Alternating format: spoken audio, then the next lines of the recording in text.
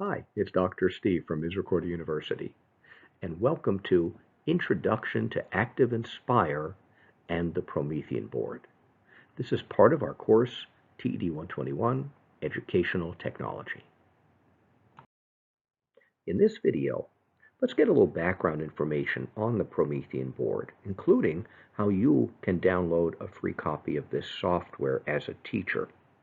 Then let's gain an introduction to the ActivInspire interface. ActivInspire is the software that we use on the Promethean board. Let's take a look at items such as the dashboard, get a tool orientation. Let's look at the difference between the primary and the studio look and feel for different ages of students. And let's look at the browsers, and let's look at some basic things we can do with text and graphics. The Promethean board is a well-established product. It's been around for a while. It was developed as the ActivBoard Interactive Whiteboard in 1996 by a company that was based in England. The Promethean uses a metal board, and it's controlled by a magnetic pen. And I think that one of the valuable things to note here is that this board was created specifically for use in the classroom, as opposed to some other products that are really designed for business, and then you can also use them in the classroom. Compared to some other products where they use PowerPoint as the basis and the slides as the basis for their product, the Promethean board active software uses the age-old teaching device, I should say, of flip chart as the basis of the board. And in the graphic presented here, you can see a teacher or a presenter, because this is also used in business, using a large, like an oversized tablet known as a flip chart. And that's the metaphor that's used behind the scenes in this software. Originally, there were two different products, Active Primary and Active Studio. Active Primary for early childhood and somewhat for middle level, the younger grades. Active Studio for upper middle level and also going through high school. ActivInspire now incorporates both of those products, and when you go in, you'll see that in the dashboard you can select whether or not you want to start the application the next time, and I'll show you what that means, as the primary view or the studio look and feel. So it's now incorporated into one product called ActivInspire. ActivInspire has a professional and a personal edition.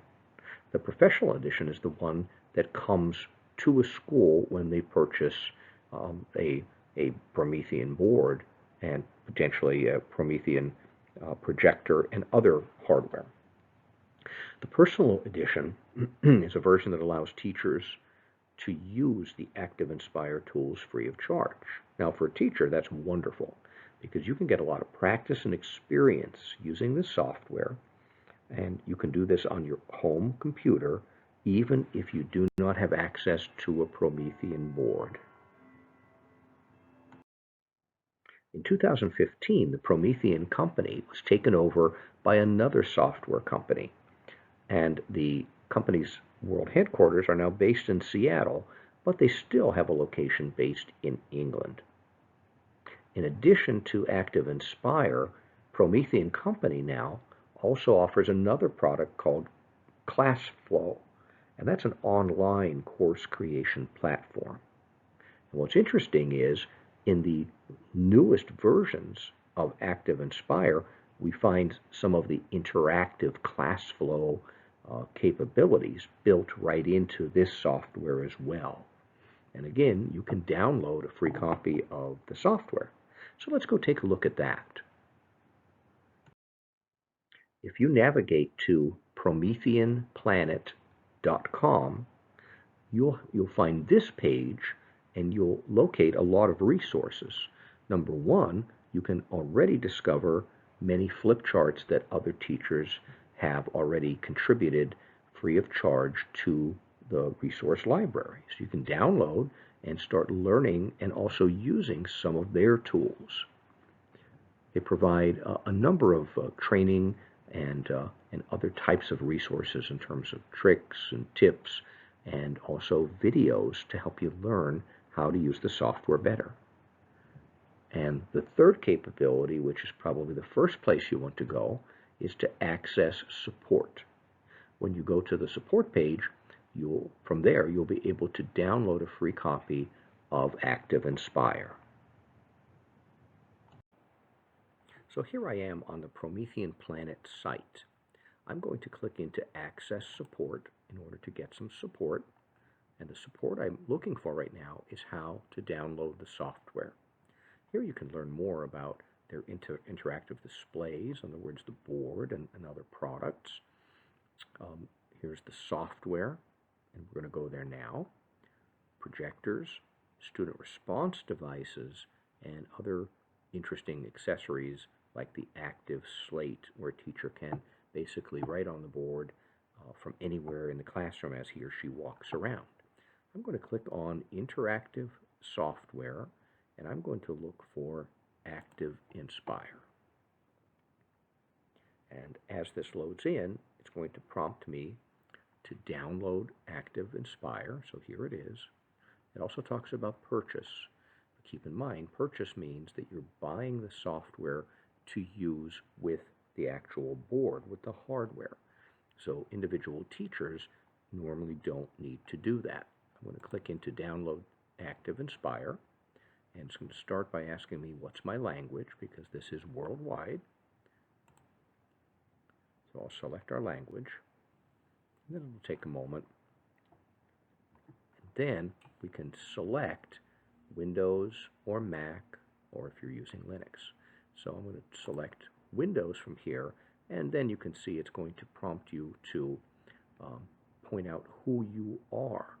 And this is significant because you're a teacher, and you're going to want to use this to be able to prepare lessons for your classes. So even as a pre-service teacher, you can download this, and then they will send you an email, and at least as of the recording of this video, and then they'll send you the link to download through email. Now realize that for our course, you're not required to download this software because we have access to the software in our computer labs. But if you'd like to download it, definitely do, because again, it can support you throughout your career. What are the differences between the personal versus the professional edition?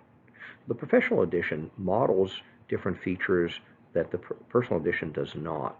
And really, most of them you're not going to miss when you're using your own computerized device. You'll miss them if they're not available when you're using the board. But in this case, you're preparing for lessons and you don't have access to the board right now, so you're not going to miss them. For example, the ability to use active expression student response systems.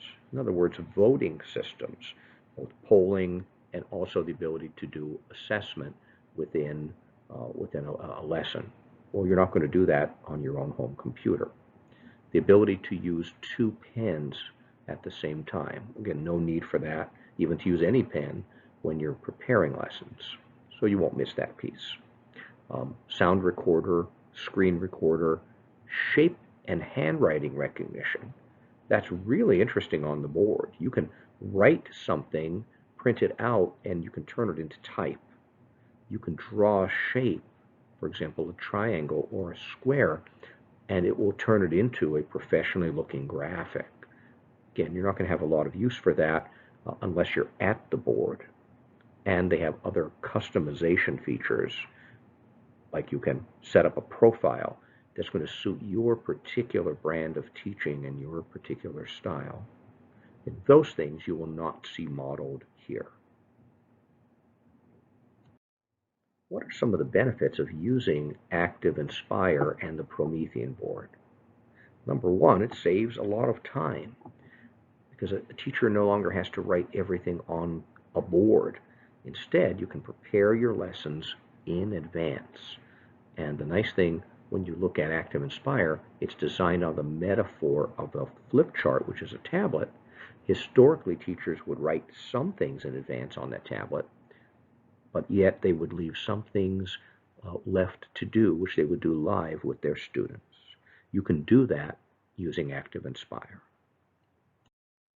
Promethean is an electromagnetic interactive whiteboard.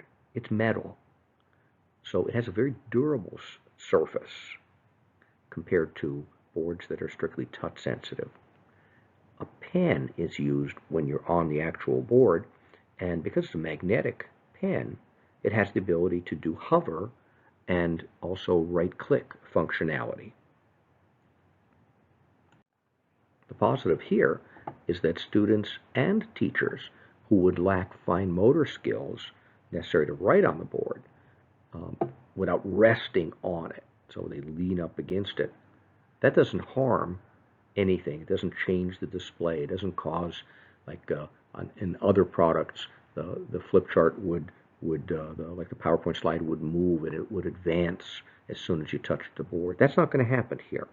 So it really supports students and teachers with different disabilities and makes it easier for them to use this board. And don't forget that the Promethean board was created specifically for education and not for business. So it was designed to allow teachers to change students from a passive learner to a very interactive, active learner. Using this board, certainly students can interact verbally. They can come up to the board individually or in small groups, and that can be very effective at all ages of student. And you can also have students interact by using other hardware devices such as ActivVotes or ActivInspire. If your school has purchased one of the student response systems like ActivVote or ActivInspire devices, you could create an interactive review game in which your class review could seem very much like a game show experience. And depending on what other hardware your school might purchase, you could even have students writing on the board or contributing things from their seats and not have to actually physically go up to the board. Again, these products were meant to create a very active learning experience. The student response systems also can be used for assessment. Teachers can use them for quizzes and for tests, and then the teacher can obtain instant results and determine where are the areas of weakness and which areas need to be kind of retaught or reapproached, or at least provide a little more guidance or some extra examples in those areas. And if your school purchases the ActivInspire student response system, it kind of looks like a phone. So it provides a texting kind of situation. So not only can the questions you ask, those items be limited to like A, B, C, D, a multiple choice or true-false experience, but you could create polls, you could create short answer, you could create brief essays as well. In our course, we're going to learn how to use the tools that are available in ActivInspire. We're going to get some experience with the different browsers, which is the way of working within and interacting with the ActivInspire app. We're going to gain experience, and we're going to learn how to perform some of the advanced interactive techniques in the software. And ultimately, you'll be creating individual flip charts that you could use in teaching. Having been introduced to the Promethean Board, ActivInspire, and the company that produces these products, let's now take a look at how to physically get into the software and how to use the basic foundational functions of it. When you go to open the software, the ActivInspire, either in the Alden Computer Lab on Misericordia's campus, or should you opt to download and install the software, the personal edition, on your own computer. In the case of the Windows world, I'm going to open up the Windows Start menu, and I'm going to look for an Active Software folder. And the product I'm looking for then is ActivInspire. Now when you click on this, give it a moment because it will start loading in the app. You may be prompted then to fill in a number of fields, things like your name and your school affiliation and your address, and also the product serial number. You don't have to fill out any of that, not if you're going to run the personal edition. The only time you have all that information and need to insert all of that is if you want to run the professional edition, which will come with the actual Promethean board in a school. So look on the very bottom of that dialog, should it appear, and you'll notice that there will be a prompt there, a checkbox to say I want to run the personal edition. Click on that, and then it's going to open up the dashboard ultimately. Now the dashboard is an interesting place because you can find your most recent files on the left-hand side. If you're new to ActivInspire, the lower left-hand side, you'll notice it says check out tutorials, so those can be very helpful. To go into the actual software, flip charts is where we're going to go in. And then they also have some other pieces here, and most notably is activities. There are all kinds of interactive pieces that you can either put right into ActivInspire, or you can also prepare these and send them or do them individually with a class or individually with students. So to enter the software, click on Flip Charts. I've been mentioning earlier in this video that there are two different interfaces, the primary look and feel and the studio look and feel. The primary is ideal for use with the early childhood students. For the studio look and feel, that's ideal with older students. Now older could be from about grades 5 or 6 and upward through 12th grade. Now the way that you switch between those two different products in here, two completely different interfaces, is on the bottom of the View menu. So View makes sense because it's what you're going to see. And you'll notice it'll say Primary or it will say Studio Look and Feel. So let's take a look at both of those. Let's take a look at the layout differences of the Studio versus the Primary Look and Feel. So when I look at the Studio first, notice that all of the browsers, a lot of the main tools, are located in the upper left-hand corner of the interface. Now, when we look at the other one, already you can see some colors, and it's going to be really exciting. For the younger students, that's known as the primary interface. Well, not all of the browsers are located in that same location. And you'll find that several of them are here in this toolbar. But if you click on Tools, you'll then reveal a number of tools on the bottom of the interface. So the resource browser, the object browser, the page browser, those three in particular are located on the bottom of the interface, as opposed to with the Studio, they're all located in the upper left-hand corner. So very big difference right there. But it doesn't take long to pick up those differences. Let's take a quick look at the overall interface in both different fields. Here's the look and feel of the Studio version. You'll notice the browsers in the upper left-hand corner. Kind of looks like PowerPoint along the left pane. That's where the slide view is. And then we see the toolbar on the right and the trash can, unless you move it, in the lower left. Now let's take a look at the primary look and feel. Whole different look. Notice that some of the browsers are still located in the upper left-hand corner.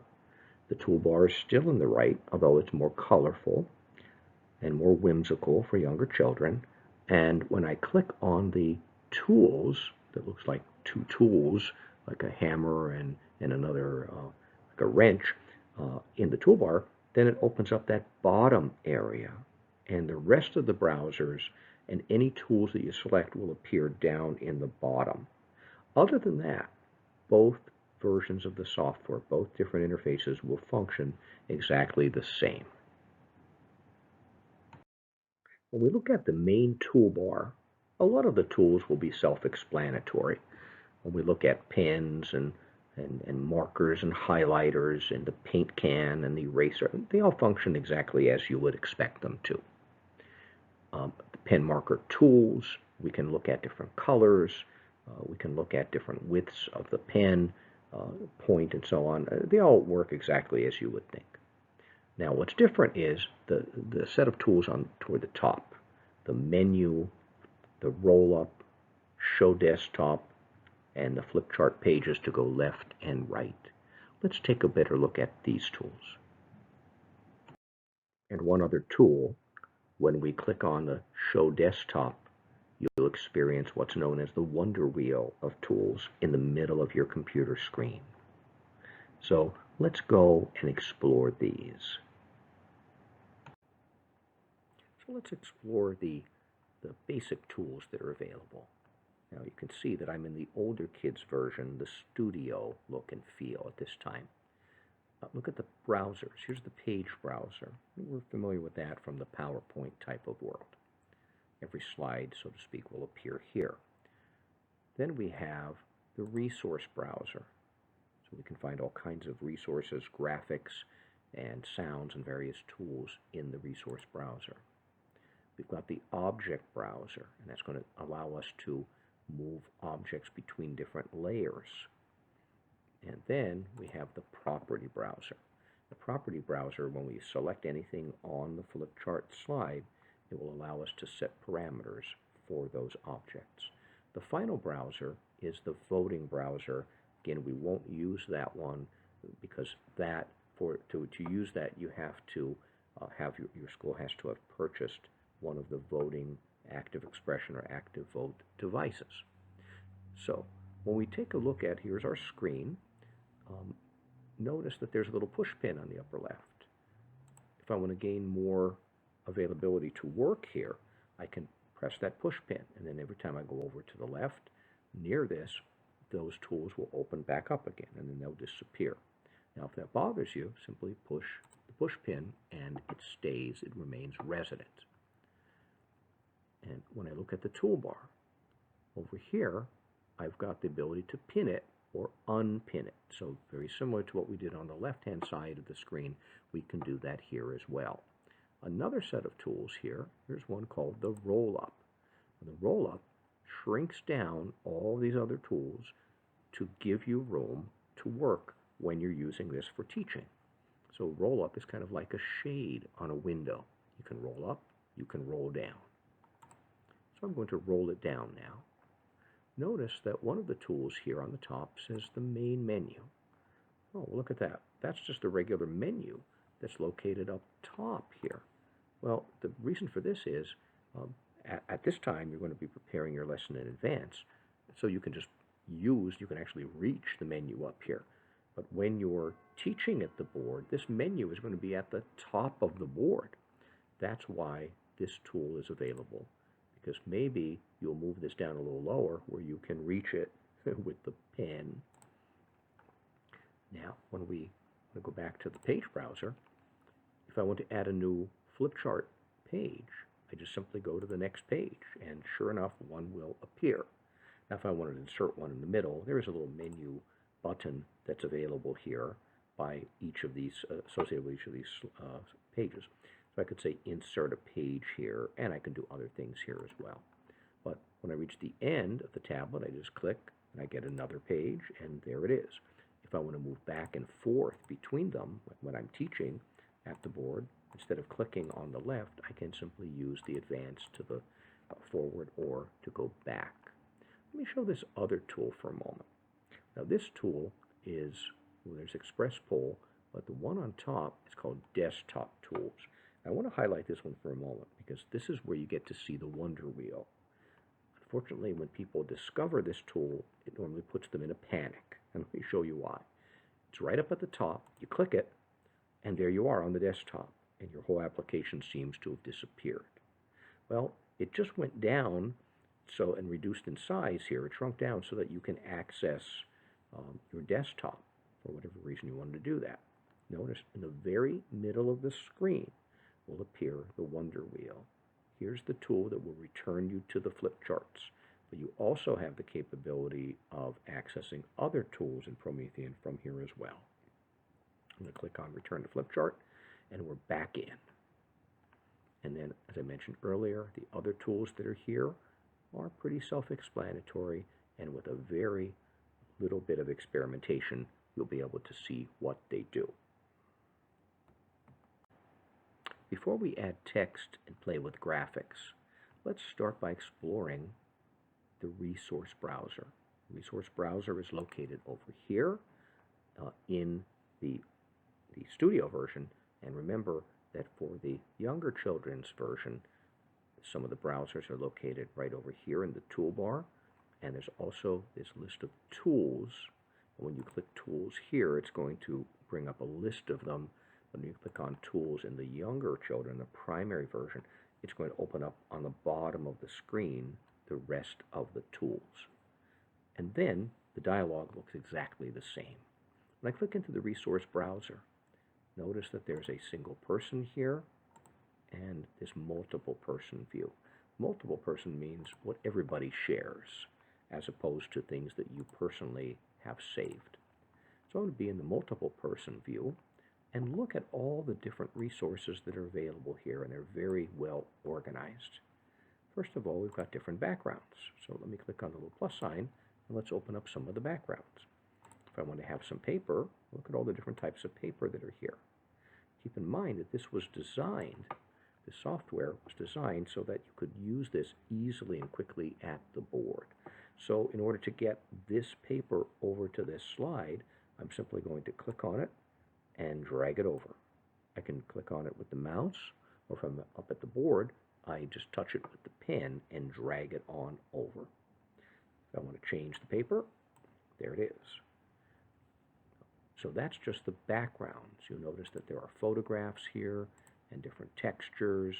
There's different illustrations that are available. So I could have a beach scene here very quickly. Look how fast and easy it is to use this. I'm going to close down the backgrounds, and let's take a look at some of the grids that are available. So we've got graph paper and different types of lined paper of different sorts. So I could easily drag out grids to put over the top of the background that I've already created. Let me close that down for a moment, shrink it down. You'll also notice that there are a lot of lesson building tools and activities and templates. Let me open some of these to start. So when I look at this, let me look at some of the, notice learner response refers to the voting devices, the student response system. Let's say that I want to look at, for young children, some alphabet activities. Let me drag this out. What's interesting here is this is already pre-programmed and ready to go. And I can drag out some blocks. What a great set of activities we can do with this, and it's already set in here for us. I'm going to click into art activities, and we can see different types of art pieces. We've got color wheels and great information already available, and we can click to show different aspects of this. There are calendars, there are grids of numbers, all kinds of math activities, coloring activities where students can color. I have to drag out the airplane. Everybody knows I'm a big fan of airplanes. And let's also take a look at some of the activities for older students for secondary ed. For example, here's a periodic table.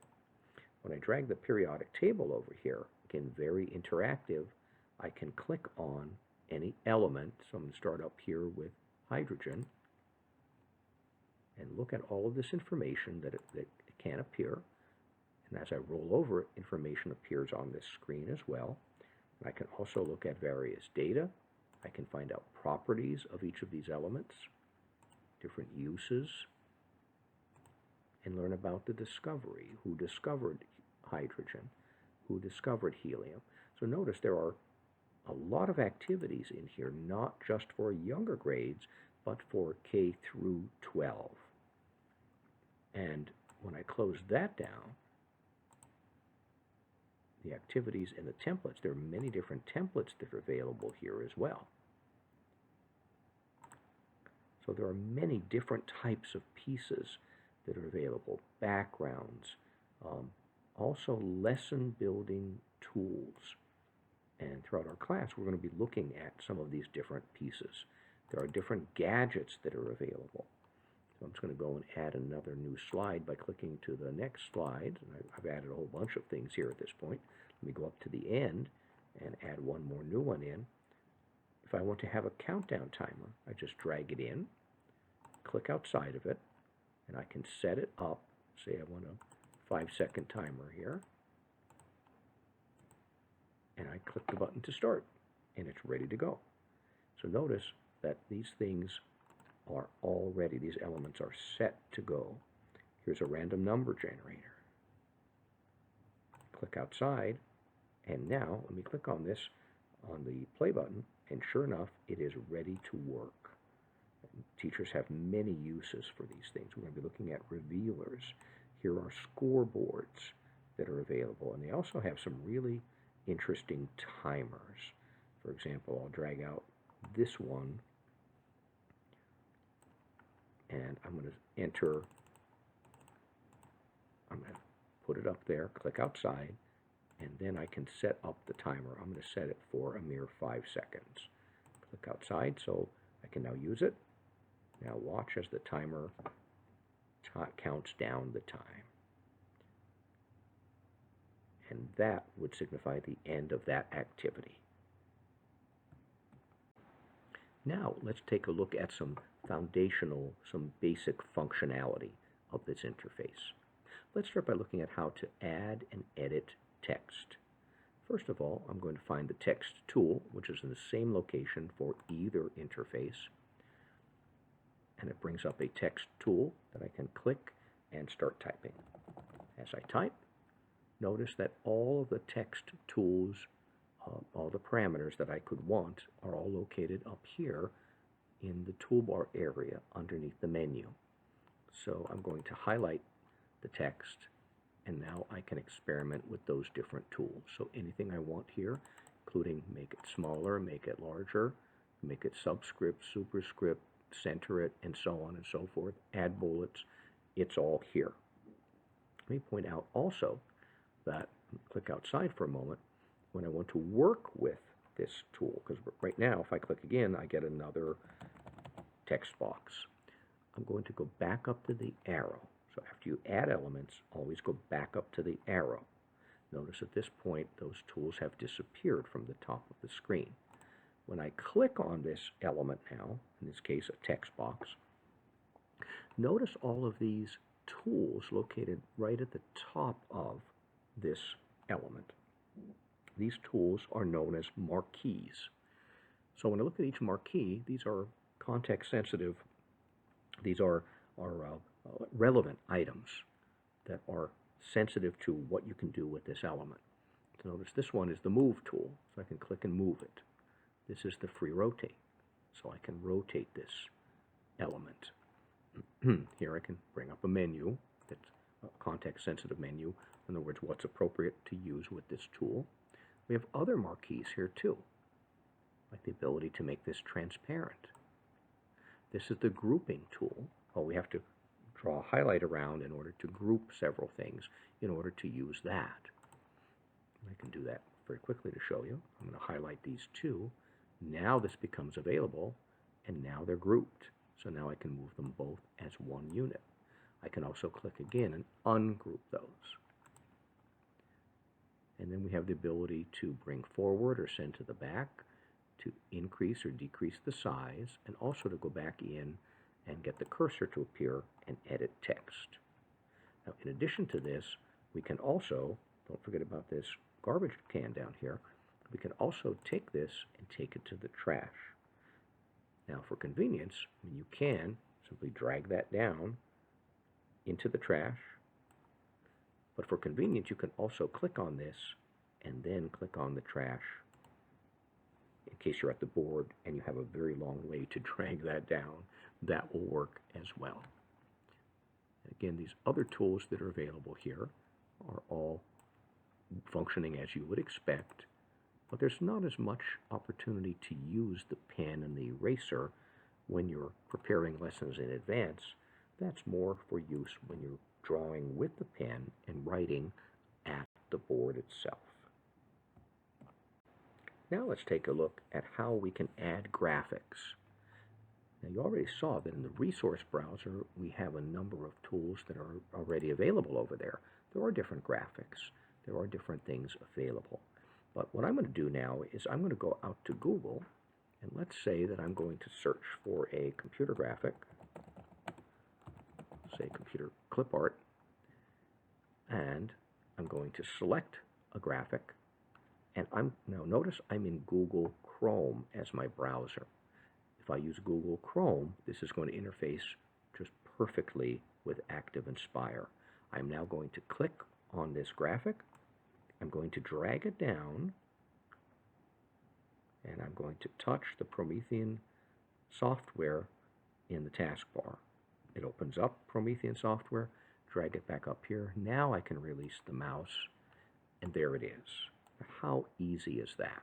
I'm going to do that one more time. I'm going to go out. I'm going to find another graphic. I'm going to click. I'm going to drag it down. I'm going to touch the Promethean software until it opens, drag it back up on a slide, and I'm ready to go. Now make sure you have the pointer. When I have the pointer, I can now resize this graphic. I'm going to move it over for a moment because this graphic is quite large.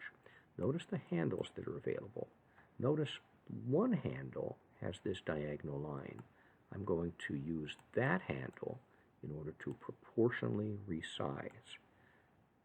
Most of us are familiar with the Microsoft way of doing things where any of the four corners will proportionally resize. In Promethean world, we only have one handle that will do that. So if I take another handle here, you'll notice I can resize it any way that I want to. But if I take that specially marked handle in the lower right-hand corner, I can now proportionally resize it. So those are tricks working with graphics. With the arrow, I click on the graphic, and now you'll see all of these tools that we mentioned earlier. So it is very easy to add graphics as long as you're using the Chrome browser in conjunction with this software. While we're looking at graphics, let me point out the object browser. Notice I have two graphics on this screen. I'm going to make sure I have my arrow tool. And look at the object browser. There are two different graphics listed here. So this is where we find them, and they can exist in the top, middle, bottom, or the background layer. So we've got four different layers. A couple of things we can do here. If I want one image to go over the top of the other, notice how this highlighted graphic is behind the other one. I can simply take it and drag it, and now they will reverse themselves. I can also take one of these graphics and put it up in the top layer. I can take one of them and drag it into the bottom, and that's how we can separate graphics out into different places, into different layers. Now we're going to have some very specific uses for this as we look at some of our advanced capabilities in this software. For now, I just wanted to point out that it was available there. That's called the Object Browser. Let's take a look at how you could add, similar to in PowerPoint we call them action buttons, we can add hyperlinks here. So let me go into the Insert menu. So this is now a menu item I have to go for. Insert a link. Notice it says I can insert file. I can embed some HTML coding to interact with different websites, or I can go right to the URL, to the website itself. So I'm going to select that one. Now here, I can type or I can paste in a website. So I'm going to type in the Misericordia URL. I'm going to copy it so I can use it again here. Let's look at some of the different possibilities. I can say, add it as a link. So here's the link, and it's text, so I can change the size of the text and so on. Notice that as I roll over this, it's a hot button. So if I click on this, it's going to open up a browser, and it's going to navigate to this particular site. The reason why I might want to show the text is to show the students what the URL actually is. Let me go back to Insert, and I'll say Link, Website. This time I'm going to paste in that link. This time, let me say that this is an image icon.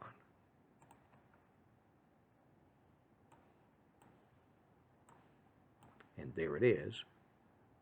So this is the second way that I can show this hyperlink. Notice it doesn't take up much real estate on this slide, on this flip chart page.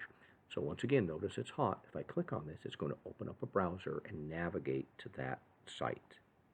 Let's look at one other popular way to do this. Once again, insert link, website, and now I'm going to say some existing object. When I say an existing object, here is the button that will allow me to pick which object am I talking about. So I can select anything that's out there on the slide. In this case, I'm going to select this image right here, and that's going to be hot. So now, I'll just get rid of this one by deleting it. Here's a third way that I can make something hot. In this case, it's going to navigate to that particular URL that we specified. Notice, as I roll over it, it is hot. All three of these are. I'm going to create one more new slide, and let's take a look at some of the tools that are available. I also have tools in the toolbar, but I can also go over here to the word tools, and there are many things that are here, and we're going to take a look at them but throughout the class. Right now, I'm just going to focus on the math tools. Let's say I wanted to use a ruler. So I'm going to go into the middle of the ruler. Notice I've got that ability to move. Notice that there's a menu available right in the middle. And I can change any aspect of this ruler. And not only can I do that, but I can also take a pen if I wanted to. And I could use this as a straight edge and actually measure as I draw. And if I want to get rid of the tool, click in the middle, and you have the ability to close. Now, in the Personal Edition, we don't have the full range of tools.